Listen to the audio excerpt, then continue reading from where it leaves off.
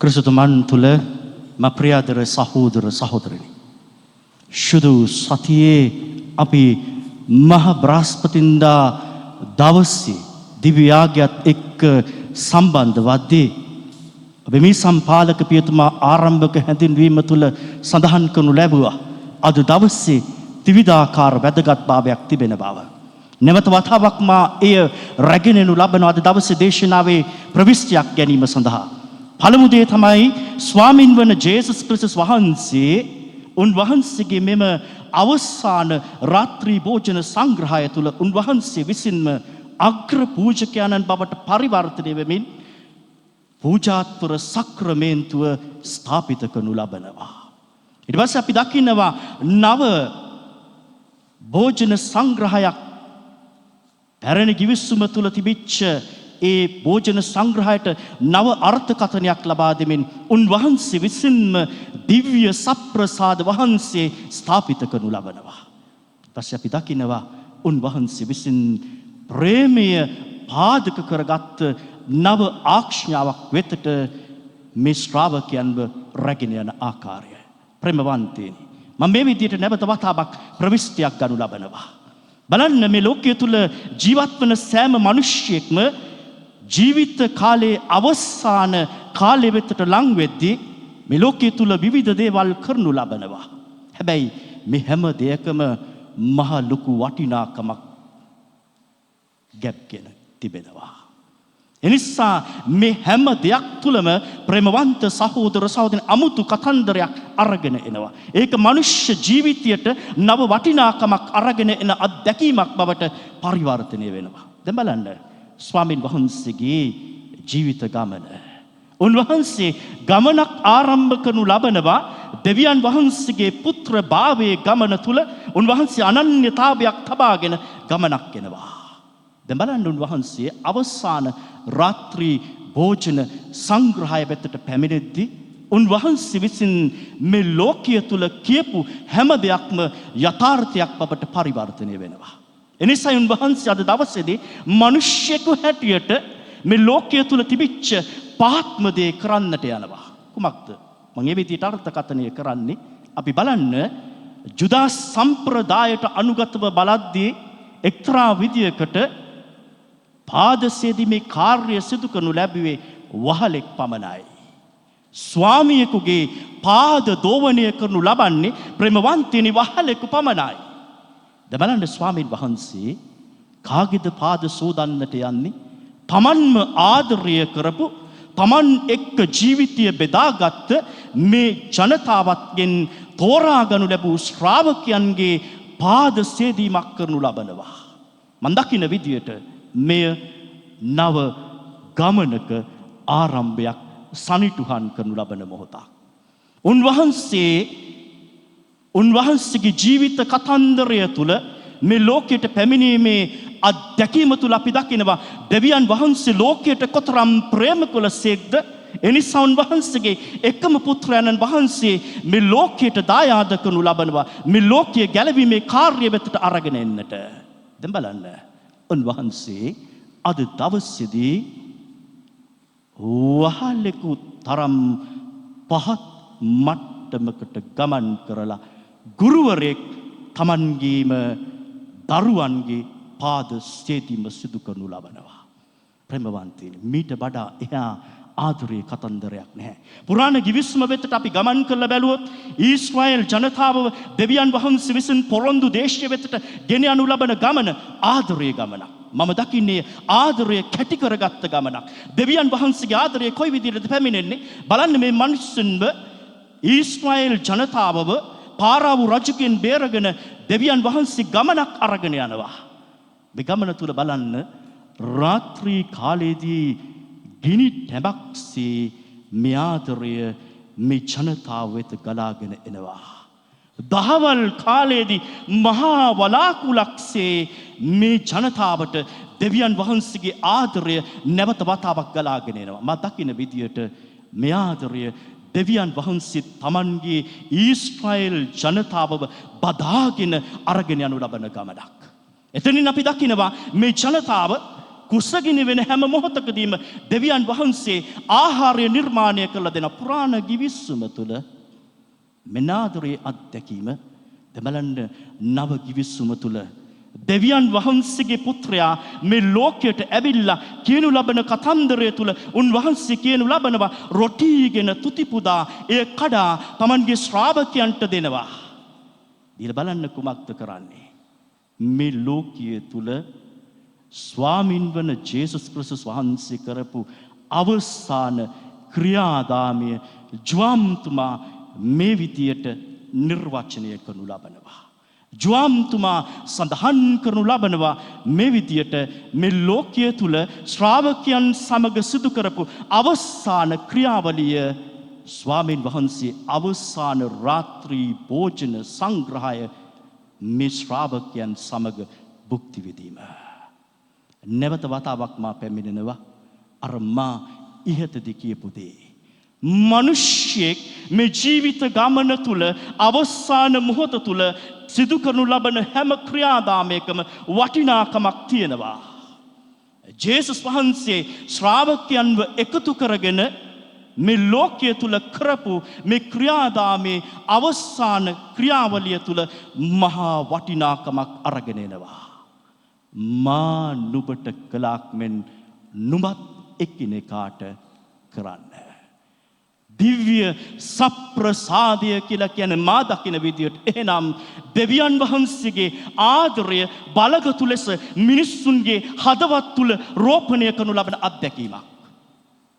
දිව්‍ය සප්‍රසාදය පිළිබඳව ඉගෙන ගනිද්දී ලොකු වචන වලින් අපි අම්පිටිය ජාතික දෙව්සත්හලේ අධ්‍යයනය කරද්දී අපි ගොඩක් වචන වලින් කරනු ලැබුවා. හැබැයි මේ වචන වලින් මේ දිව්‍ය සප්‍රසාදය ඇතුළේ තියෙන කතන්දරය නිර්වචනය කරාට ඕක හරියට අපේ ජීවිතය තුළ මනුෂ්‍ය බුද්ධියට ගෝචර වන ආකාරයට අපිට අත්දැකීම තුළ කියන්නට බෑ. මන් දකින විදියට මෙයයි මගේ අත්දැකීම. මේ ලෝකයේ තුල මම මීට කලිනුත් ඔබත් එක්ක බෙදාගත්තා දෝ මම දන්නේ නැහැ. මේ ලෝකයේ තුල බලන්න කාන්තාවක් ගැබ්ගෙන පුත්‍රයෙකු බිහි කරායින් පස්සේ කාන්තාවක් ගැබ්ගෙන පුත්‍රයෙකු හෝ දරුවෙක් බිහි කරායින් පස්සේ මේ දරුවා අඬන හැම මොහොතකදීම Tamanගේ ලේ කිරට හැරෙනවා. මේක මොන විද්‍යාවේ ජගතෙකුටවත් බෑ තවමත් මෙයට නිර්වචනයක් දීලා මේ සිදුවන්නේ මේ අත්දැකීමයි කියලා කියන්නට. මන් දකින විදියට දිව්‍ය සප්‍රසාද වහන්සේ තුල ගැබ්ගෙන තිබෙන අර්ථයත් මීට වඩා එහා ගිය කතන්දරයක්. හදවත තුල හදවත තදින් අල්ලගෙන ජේසුත් එක්ක ගමන් කරන අත්දැකීම පුතේ දුවේ වචනයෙන් නිර්වචනය කරලා කියන්නට බෑ. ඒක මහා ගැඹුරු ආදරයේ අත්දැකීමක්. ඒකයි මම කිව්වේ ප්‍රේමය පාදක කරගත් අත්දැකීමක්. මම මේ කියන දෙයට ගරු ටෙරන්ස් පියතුමත් සාක්ෂි දරාවි. උන්වහන්සේ රාගම මිස්සම තුල ජීවත් වෙච්ච කෙනෙක් හැටියට උන්වහන්සේ මේ අත්දැකීම දන්නවා. රෝහල් පාද්‍ය පියතුමා ලෙසින් රාගම ශික්ෂණ රෝහල තුලත් රෝහල් කීපයක් තුලම මගේ ජීවිත කාලය ගත කරද්දී මට ලැබිච්ච අත්දැකීම ගොඩක් වෙලාවට මිනිසුන් ජීවිතය ජීවත් කරවන්නට උත්සාහ කරනු ලබනවා. හැබැයි රෝහල් ගත වෙලා ප්‍රතිකාර ලබල අවසාන මොහොත වෙතට යද්දී වෛද්‍යවරුන් පවා සනාථ කරනු ලබනවා දැන් අපිට මෙතනින් එහාට කිසිවක් කරන්නට බෑ. ඔබ අදහන ආගමට අනුව ඔබ දේවල් කරන්න. ගොඩක් අවස්ථාවන් වලදී අපි ඔය විදිය අත්දැකීම් එක්ක මා රෝහල් උපාධ්‍ය පියතුමා ලෙසින් මේ ස්ථානවලට ගමන් කරලා තිබෙනවා. මිනිසුන් හැටියට ජීවිතය නතර වෙනවයි කියපු අත්දැකීම් එක්ක හිටපු හැම මොහොතක් තුළම දිව්‍ය සප්‍රසාද වහන්සේ අරගෙන යාක්ෂා කරද්දී මහා ගැඹුරු අත්දැකීමක් තුළ අර මිය දෙන්නට තිබෙනවයි කියපු මවපියා නැගිටින්නට පටන් ගන්නවා. ප්‍රේමවන්තිනේ මෙයයි දිව්‍ය සප්‍රසාදය තුළ තිබෙන අපේ අත්දැකීම. මේ අත්දැකීම අපිට වචනයෙන් විද්‍යාවෙන් නිර්වචනය කරන්නට බෑ. කොහොමද මේක මාංශයක් බවට පරිවර්තනය වුණේ? සුදු සුදු පූපයක්. අපේ ජීවිතයේ විශ්වාසයේ කතන්දරය මෙයයි. සුදු සුදු පූපය තුල ජේසු ජීවමානයි. අද දවසේ උන්වහන්සේ මේ අත්දැකීමයි මේ විදියට සක්‍රමේන්තුමය ජීවිතයක් වෙතට අරගෙන ගිහිල්ලා මනුෂ්‍ය ජීවිතය තුල තබන්නේ. හැබැයි ඊළඟ කාර්ය උන්වහන්සේ මේ දිව්‍ය සප්‍රසාදී අත්දැකීම අරගෙන යන්නට ශ්‍රාවකයන්ව උන්වහන්සේ විසින් තෝරාපත් කරනු ලබනවා. මිනිසයි පූජාත්වර සක්‍රමේන්තුව උන්වහන්සේ විසින් ස්ථාපිත කරනු ලබන්නේ. අද වගේ දවසක ප්‍රේමවන්තයනි, එහෙනම් මොකක්ද මේ දිව්‍ය සප්‍රසාදයයි පූජාත්වර සක්‍රමේන්තුවේ අතර තිබෙන සම්බන්ධතාවය? මා දකින විදියට පූජා ප්‍රසාදිවරයෙක් නොමැතිව දිව්‍ය සප්‍රසාද වහන්සේ දිව්‍ය පූජාවක් තුල නැවත වතාවක් ස්වාමින් වහන්සේගේ කල්වාරි යාගය සිදුවන්නේ නැහැ. පූජා ප්‍රසාදිවරයෙකුට දිව්‍ය සප්‍රසාද වහන්සේ නොමැතිව ගමනක් යන්නට බෑ. මෙය එක හා සමානවම බද්ධ වෙච්ච අත්දැකීමක්. එහෙනම් ප්‍රේමවන්තයනි, අද දවසේ අපි ගොඩක් වෙලාවට පූජා ප්‍රසාදිවරුන් වෙනුවෙන් යාක්ෂා කරනු ලබන රාත්‍රියක්. එනිසා මම මේදී ඔබේ ජීවිතය වෙතට අරගෙන එනු ලබන මා සාමාන්‍යයෙන් මහ බ්‍රහස්පතින්දා අත්දැකීම තුල මේ දේ කියනු ලබන අනිවාර්ය අංගයක්. එහෙනම් හොඳට මතක තබා ගන්න. පූජා ප්‍රසාදින් වහන්සේ කියලා කියන්නේ මාත් ගරු ටෙරන්ස් පියතුමාත් තීවාචාරීතුමාත් ඔබේ අනිකුත් පියවරුනුත් මෙනෙහි කළා බලන්න. දුබල මනුෂ්‍යයන්ගෙන් දෙවියන් වහන්සේ විසින් තෝරා ගනු ලබන කැඳවීමක්.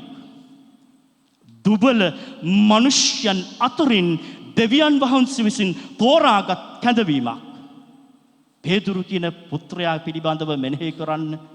පේදුරු කියන චරිතය පිළිබඳව මෙනෙහි කරන්න. පේදුරුට ජේසුස් වහන්සේව තදින් සමීපව බද්ධ වන්නේ කොතනදද? මසුන් රාශියක් අල්ලගෙන මුහුද මැද අර බෝට්ටුවේ ඉන්න මොහොතේ. මොකක්ද පේදුරු කියන්නේ? ස්වාමිනී, මගේ නිවත් වන්න මම පව්කාරයෙක්. පව්කාරයෙක්. මම දුබලෙක්. බලන්න ස්වාමින් වන ජේසුස් ක්‍රිස්තුස් වහන්සේ අද දවසේදී මේ පේදුරු කියන චරිතය ඉදිරියට ගිහිල්ලා පාද දෝවණය කරන්නට යද්දී ස්වාමින් වහන්සේ කුමක්ද? පේදුරු කුමක්ද ස්වාමින් වහන්සේට කියනු ලබන්නේ? ස්වාමිනී, මගේ දිවි ඇති තාක්කල් මම මේ දේ ඔබට කරන්නට නොදෙමි.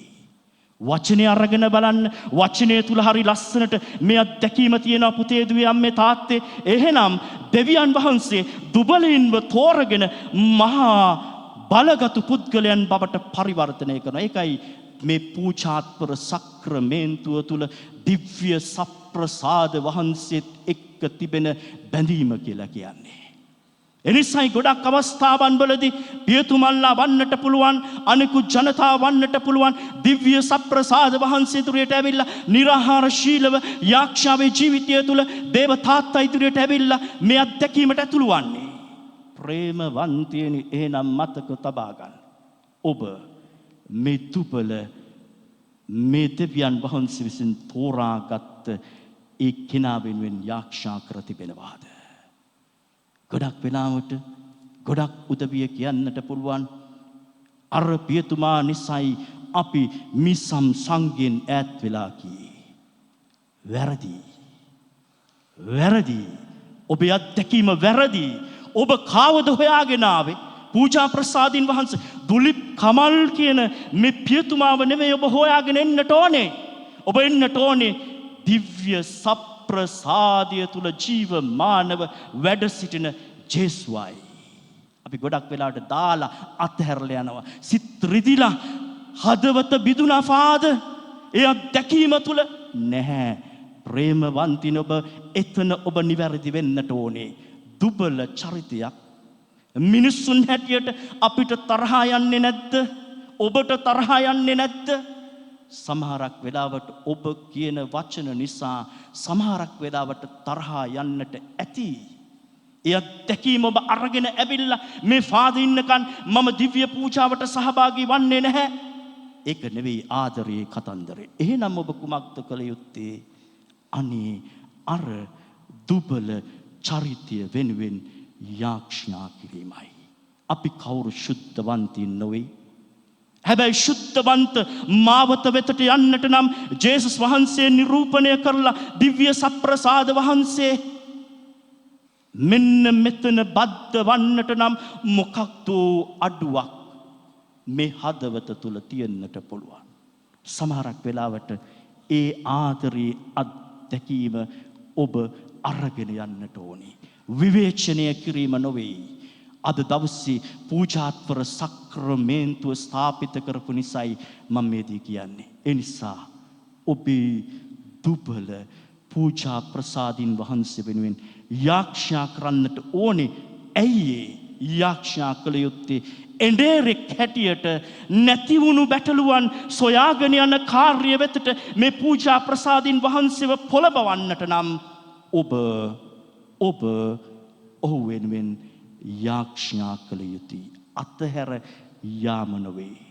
ජේසුව හොයාගෙන එන ඔබ මේ ජේසුවයි ඔබ දකින්නේ. බලන්න ස්වාමින් වහන්සේගේ ගමන තුල කුමක්ද උන්වහන්සේට කියනු ලැබුවේ? පළවෙනියාටම මේ පිස්සෙක් මේ බේබද්දන් එක්ක ආහාර අනුභව කරන පුද්ගලයෙක් බවට උන්වහන්සේ වෙනුවෙන් හංවඩු ගැහුවේ නැද්ද? ප්‍රේමවන්තයනි, ජේසු මේ හැම අත්දැකීමක් තුළින්ම අද දවසේ ඔබට මට උගන්වනවා බැහැපත් වන්නට. බැහැපත් විය යුත්තේ කොයි විදියටද? එහෙනම් බැහැපත් වන්නට ස්වාමින් වහන්සේ ආරාධනා කරන්නේ උන්වහන්සේ බලන්න අර සමාජය තුල තිබිච්ච පහත්ම අත්දැකීමට ගමන් කරලා බලන්න අර පුද්ගලයන්ගේ පාද හොදනවා. බලන්නේ අත්දැකීම තුල ජූදස් කාරියොත් කියලා කියන්නේ ජේසුස් වහන්සේව සිඹිමින් උන්වහන්සේව පාවා දෙන පුද්ගලයා. පේතුරු කියන චරිතය බලන්න. කුකුලා තුන්වලක් හඬලන්නට පෙර ස්වාමින් වහන්සේව හඳුනන්නේ නැහැ කියපු පුද්ගලයා. බලන්න උන්වහන්සේ මේ හැම කෙනෙක් වෙනුවෙන්ම ආදරේ දෑත් දිගු කරලා ඒ අයගේ පාද සෝදලා සිපගනු ලබනවා. මෙතනින් එහාට ආදරයක් නැහැ.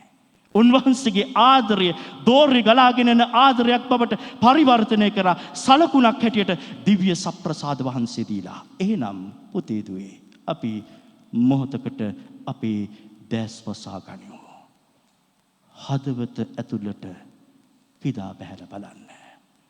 ඔබ තවමත් පැරණි ඔබමද? දිව්‍ය සප්‍රසාදයේ ආදරය ඔබේ ජීවිතය තුළ ගලාගෙන යන අත්දැකීමකට ඔබ හරවා තිබෙනවාද? එහෙනම් ඔබේ කටින් ගොඩක් වෙලාවට ඔබේ මිසම් සීවක පියතුමන්ලාට දොස් තබන්නට ඇති. සමහරක් වෙලාවට මේ පියතුමා දේශනාව දිගුව තිබ්බා නම් දිග දේශනාවක් දෙන ස්වාමී කෙනෙක්. එම නැතිනම් කෙටි දේශනාවක් දෙන ස්වාමී කෙනෙක්. වයස්ක අය සමග වැඩිපුර කතා කරනවා. ඒ කෙනා වයසක අය සමග ඉන්න කෙනෙක්. තරුණ අයත් එක්ක වැඩිපුර ගැවසෙනවා නම් එයා තරුණින් එක්ක පමණයි. සමහරක් වෙලාවට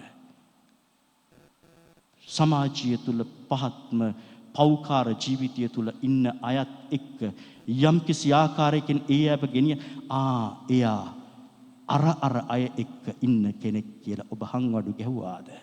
එහෙනම් අදයි දවස ජේසු ඔබට ආරාධනා කරනු ලබන දවස. බලන්න මේ අත්දැකීම අවසානයේ මම මේ විදියට ගෙනනු ලබනවා. ජේසුස් වහන්සේ රොටියගෙන තුතිපොදා එය කඩා ශ්‍රාවකයන්ට දුන්සේක. කුරුස්ස ගසේ උන්වහන්සේ එල්ලිලා ජීවිතය කඩලා බිඳලා ඔබට දෙන්නේ ඔය අත්දැකීම වෙතට ඇතුළු වෙන්නට.